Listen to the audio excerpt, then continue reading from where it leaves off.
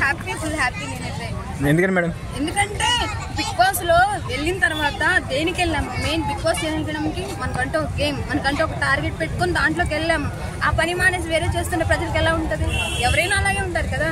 కానీ అందరికి అవకాశం లేదు, వచ్చినప్పుడు ఉపయోగించుకుంటే ఉంటారు, లేకపోతే లేదు. ఇప్పుడు నేను ట్రై చేశాను, నాకు వస్తుంది ఛాన్స్, నాకు రాదు, వాళ్ళకి వచ్చింది. ఆ గేమ్ వదిలేసి మిగతా మీద కాన్సన్ట్రేట్ చేస్తే ఎవరు ఉంటారు? నెగిటివ్ థాట్ వచ్చేసింది, పంపించేశారు. మరి వాళ్ళ ఫ్యామిలీ ఉంది కదా బిగ్ బాస్ లో, మరి వాళ్ళ పరిస్థితి ఏంటన్నారు?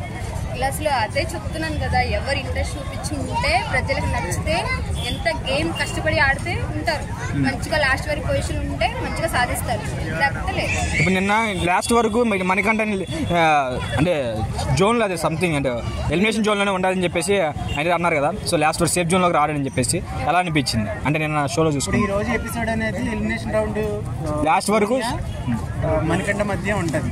అది కూడా ఇంట్లో ఉన్న వాళ్ళతోనే, అదే దాని ఏమంటారు, హౌస్ మేట్స్ ద్వారా ఓటింగ్, ఎవరికి లీస్ట్ ఓటింగ్ వస్తే వాళ్ళు ఎలిమినేట్ అవ్వాలన్నమాట హౌస్ నుంచి.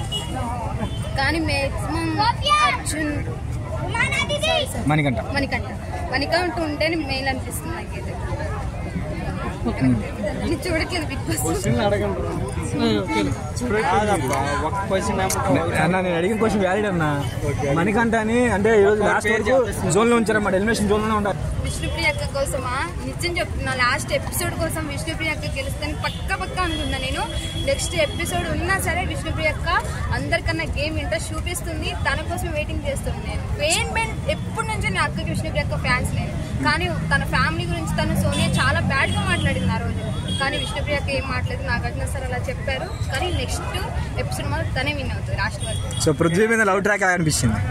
లవ్ ట్రాక్ నడుస్తుందేమో తెలియదు, కానీ బెస్ట్ వాళ్ళకి బెస్ట్ అనుకుంటున్నాను నేను. కానీ బయట వస్తే అలా ఉంటుంది తెలియదు చిరాక్స్ అన్న ఇంకా మేము విష్ణుప్రియ